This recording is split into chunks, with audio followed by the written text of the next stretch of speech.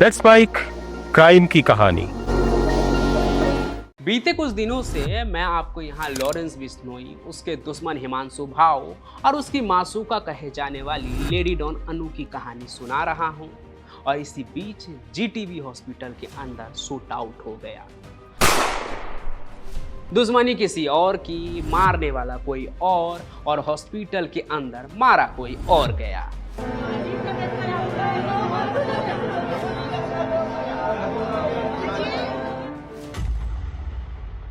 लेकिन जिसके इशारे पर ये कत्ल हुई ना, उसका नाम है हासिम बाबा, जो संजय दत्त का जबरा फैन है और लॉरेंस बिश्नोई गैंग से भी उसका कनेक्शन बताया जा रहा है। तो आइए दिल्ली के गुरु तेग बहादुर अस्पताल के अंदर हुए शूट आउट की पूरी इनसाइड स्टोरी आपको बताता हूँ।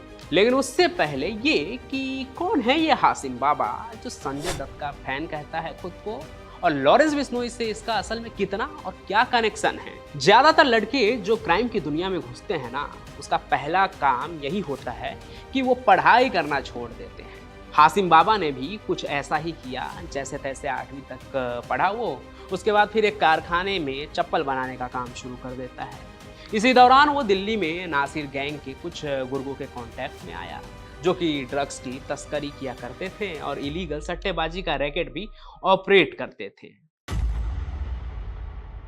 आगे चलकर हासिम इन अपराधियों के संगत में ही नासिर गैंग का शार्प शूटर बन गया, जो गोली चलाने से पहले तो हिचकिचाता भी नहीं था और वारदात को तो एकदम फिल्मी स्टाइल में अंजाम दिया करता था। अच्छा, हासिम के बारे में ना एक और चीज कहा जाता है, वो ये कि हासिम बॉलीवुड अभिनेता जो है संजय दत्त, जैसे लोग बाबा बाबा कहकर बुलाते हैं, उसका बहुत बड़ा फैन है। इसलिए ही वो उनकी तरह ही लंबे बाल रखता है, जैसा कि संजय दत्त ने अपने एक फिल्म में रखा था जिसमें वो डॉन थे। और यही वो वजह है कि उसके गैंग के लोग उसे बाबा कहते हैं।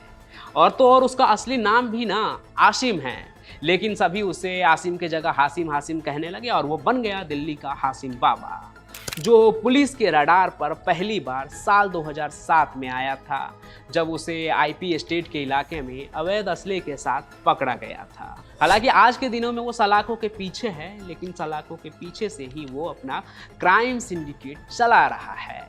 साल 2019 के बाद से जेल से ही उसने 5 बड़े हत्याकांड की साजिश रची है, जिसमें दिल्ली के जीटीबी अस्पताल में हुआ शूट आउट भी शामिल है। वही शूट आउट जिसमें एक मरीज की हत्या कर दी गई। और हासिम बाबा के बारे में जो सबसे बड़ी बात कही जा रही है ना, वो ये कि हासिम बाबा ने तिहाड़ जेल के अंदर पंजाबी गायक सिद्धू मूसेवाला की हत्या के आरोपी गैंगस्टर लॉरेंस बिश्नोई के साथ भी गठजोड़ किया है, यानी कि उसके साथ वो जुड़ गया था। उसने दिल्ली में बिश्नोई गैंग के गुर्गे को हथियार हासिल करने में भी मदद की थी। आपको तो पता ही है कि बिश्नोई साल 2023 तक दिल्ली के तिहाड़ जेल में ही बंद था, तो वहीं इनकी मुलाकात हुई थी, ऐसा कहा जा रहा है। हालांकि अब तो लॉरेंस बिश्नोई गुजरात के अहमदाबाद में साबरमती सेंट्रल जेल में बंद है।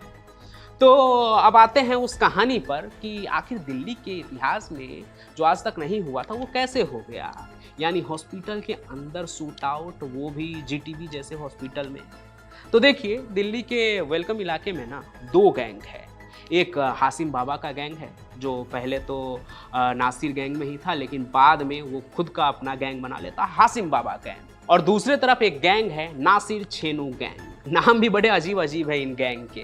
तो वसीम जो है ना, वो कभी हासिम बाबा के गैंग के लिए काम किया करता था, लेकिन बाद में कुछ अनबन हो गई उसकी हासिम बाबा के साथ, तब उसने नासिर छेनू गैंग का दामन थाम लिया।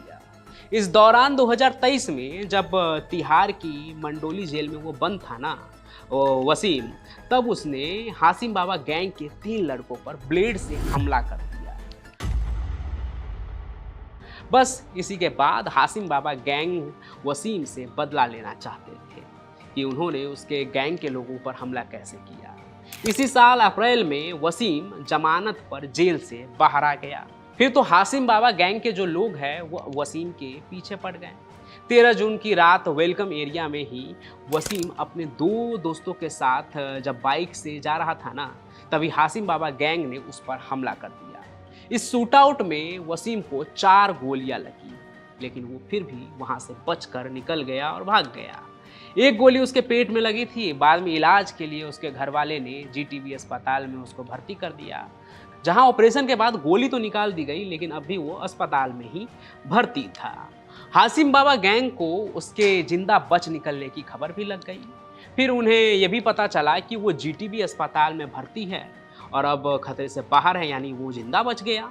फिर हासिम बाबा गैंग के लोग थे ना, उनको ये भी पता लग गया कि वो अस्पताल के वार्ड नंबर 24 के फलाना बेड पे है, जहां वसीम भर्ती था।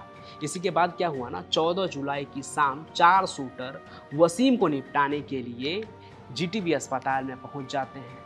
फिर शूटर वहां अस्पताल में पहुंचकर बताए गए वार्ड और वार्ड के बेड नंबर पे भी पहुंच जाते हैं और दनादन गोलियां मार के वहां से निकल जाते हैं।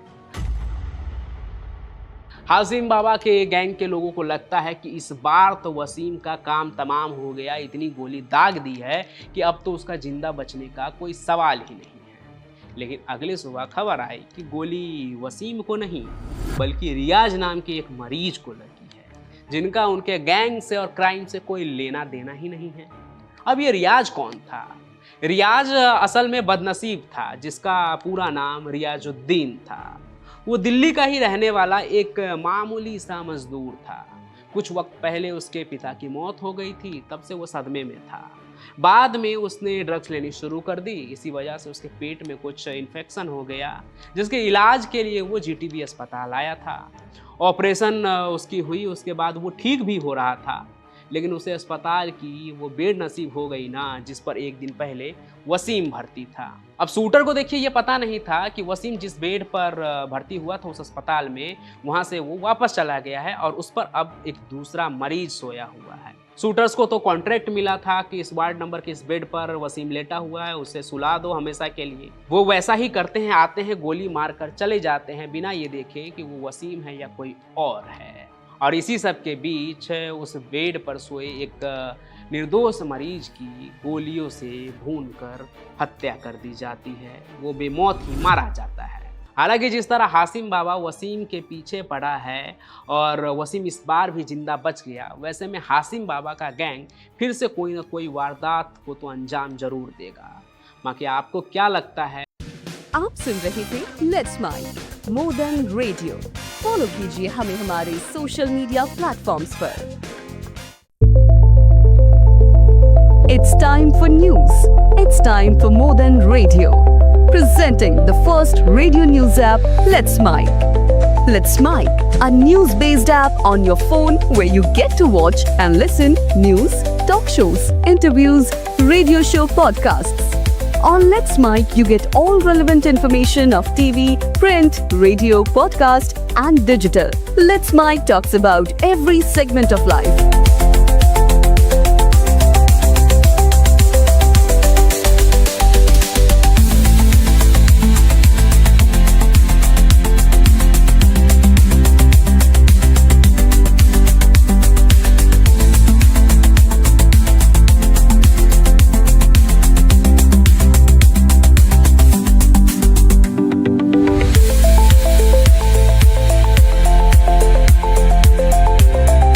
Download the app now from Play Store. Available both on Android and iOS mobile phones. Follow us on YouTube, Instagram, Twitter, LinkedIn, Facebook, Telegram, WhatsApp, Snapchat. Let's talk, let's connect, and let's mic.